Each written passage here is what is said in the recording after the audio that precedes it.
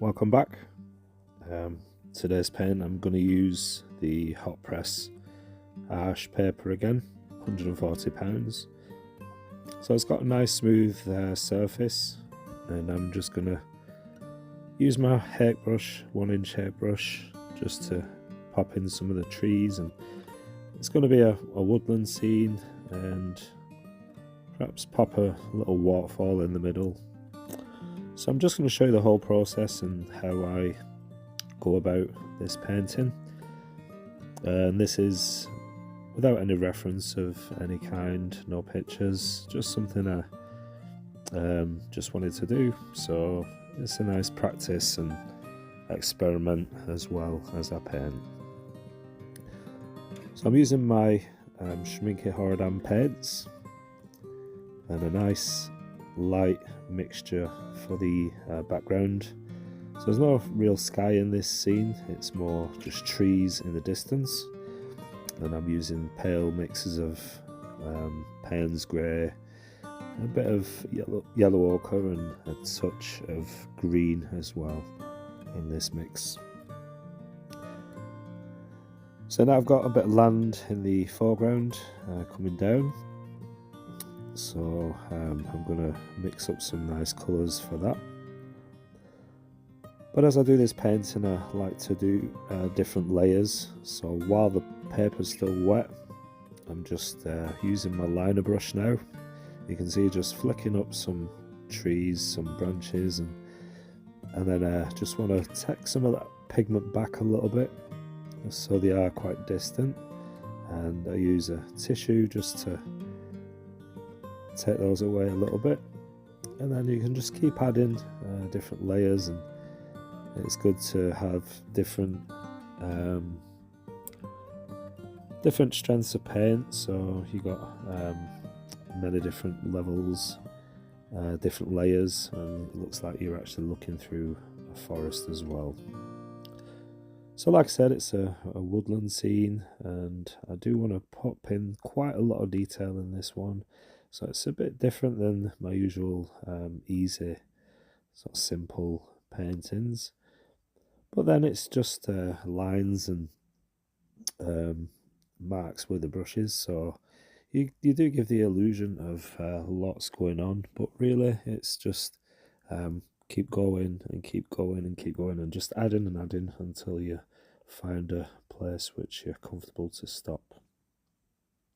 So now just adding in the sort of middle ground, so just a nice light mix of sap green, and then layering it with a little bit of yellow ochre as well to give a little bit of warmth into the grass. And I touched in a little bit of French ultramarine, so you can see that darker colour along the bottom of the paper now, and just pulling that across to the middle.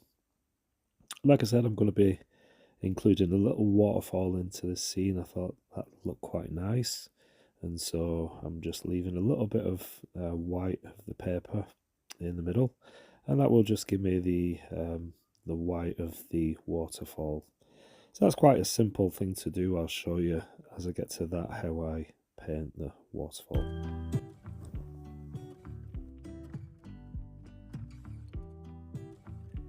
With it being a nice woodland scene, I thought it'd be nice to have just a few rocks in the foreground.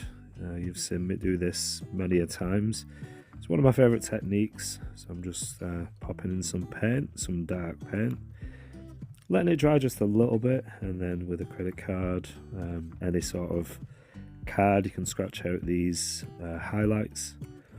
And then once you've done that, it's nice to go in with a little bit of darker tone, just to give those nice shadows, and it really does make a difference and gives you some nice texture and some nice rock formations.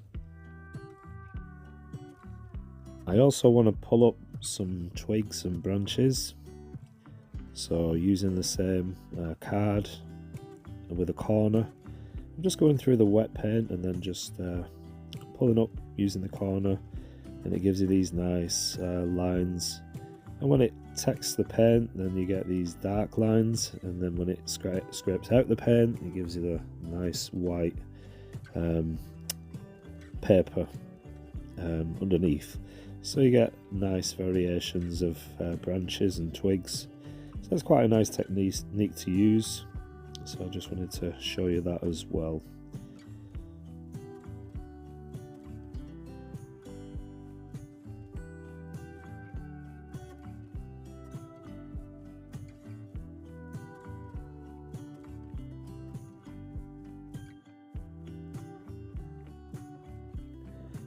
Can you see how just by adding some of the darker tones just underneath the rocks, the scrapes that you've just done, can you see how effective that is, how it really does help those rocks to pop and give you some real nice effects.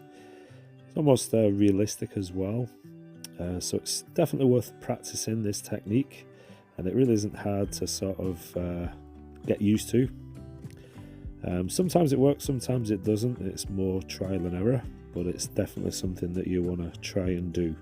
So it's basically just getting the right timing of the scrape. So you want the paint to be drying, not quite dry, so it's almost to a damp stage, and then just go over and scrape with the card. I'd definitely be interested in to know what you think of this technique.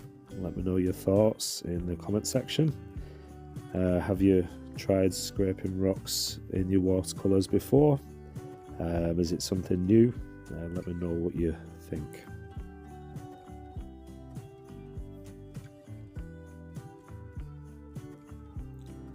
Also, if you are new to my channel, then please do consider subscribing. I have lots of beginner friendly tutorials, so check those out on my channel, and also give us a thumbs up. I really do appreciate that. It just helps the algorithm, helps a channel like mine to reach more people, so I do appreciate that.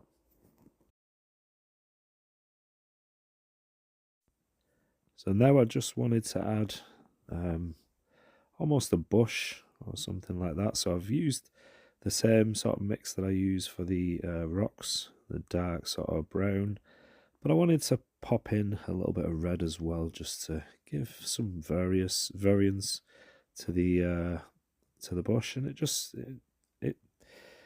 makes a really nice. It just looks really nice. So it just breaks up that brown as well, and you can see it really does catch your eye, so it's quite nice to do. And I'm just keep going with the darks in the rocks, the shadows. So like I said, this painting, I usually go quite quick with my painting, and I think less is more most of the time. But for this one, I don't know, maybe you think it's overworked. It's not something I usually do, but let me know. I just wanted to keep going and just get lots of detail in this one. Just something a bit different to what I usually do. And I was quite enjoying the painting process, so maybe I got a bit too carried away. But do let me know in the comment section what you think. So I'm using my one of my mop brushes now, just dabbing, stippling, I think they call it, using the tips of the brush and just literally stippling little bits of foliage on these little trees on the left hand side. So it looks quite nice. You do get nice little leaf sort of patterns, and you want to sort of vary those up. So you want to just keep moving the brush so you don't get all the same looking. And then for the waterfall, just using a little bit of the dark mix, just popping the river above the waterfall, so that's quite dark, and then just pulling a few little lines coming down, so that's like breaks in the waterfall, and then just roughing up the bottom so it looks like a bit of splashing. And that's pretty much it for a waterfall. Pretty simple to do.